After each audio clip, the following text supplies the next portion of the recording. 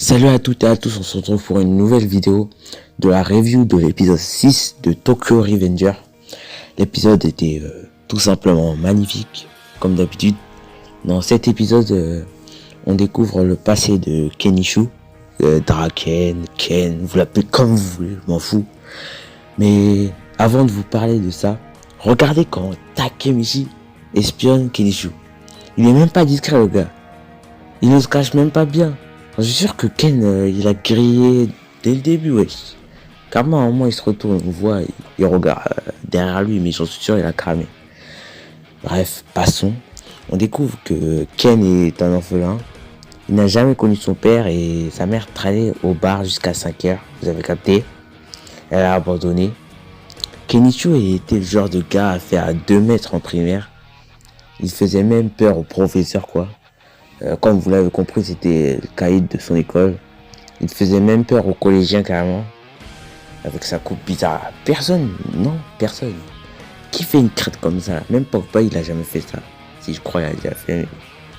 Passons, parlons pas. Pourquoi on parle de lui? Mais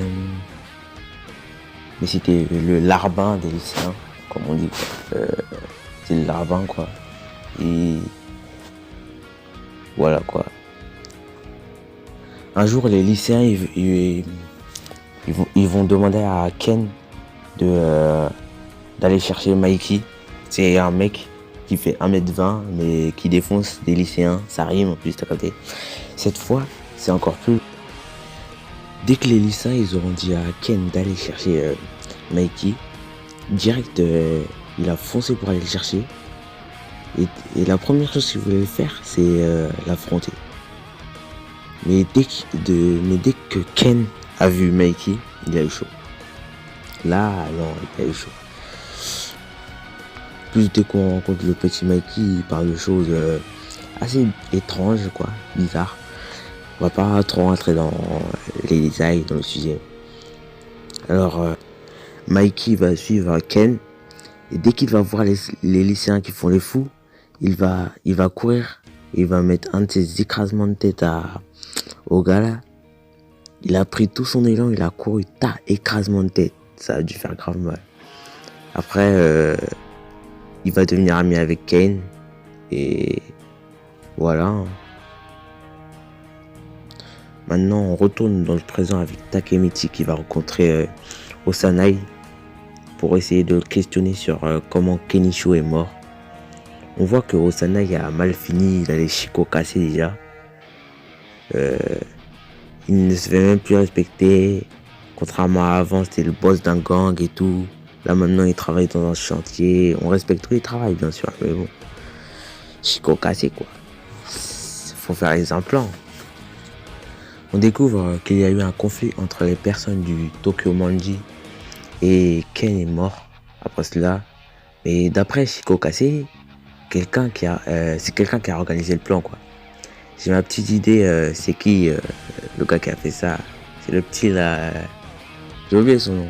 Le gars qui a les cheveux verts bizarres, avec les lunettes.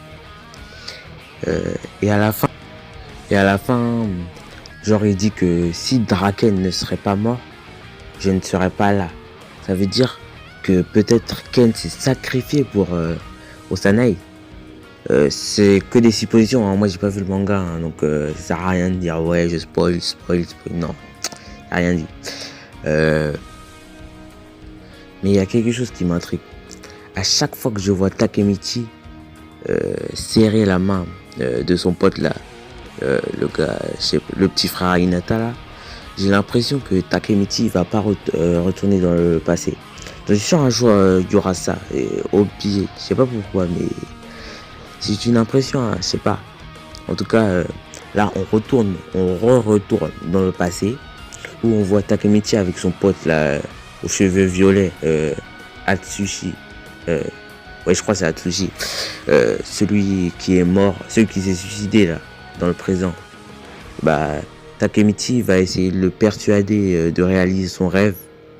Genre Atsushi veut devenir coiffeur, quoi. Car dans le présent, Atsushi n'a malheureusement pas pu réaliser son rêve. Et il a mal fini, quoi. Il est devenu un larbin, quoi. Comme dans tout le manga, pratiquement tout le monde sont devenus des rabbins. Hein. Ils ont pratiquement tous mal fini. Déjà, non, c'est chaud. En tout cas, je crois Takemichi va essayer de tous les sauver. Hein.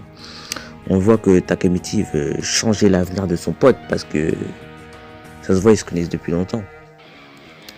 Après, Takemichi va voir Mikey pour les empêcher de se battre, pour empêcher la mort de Kenishu.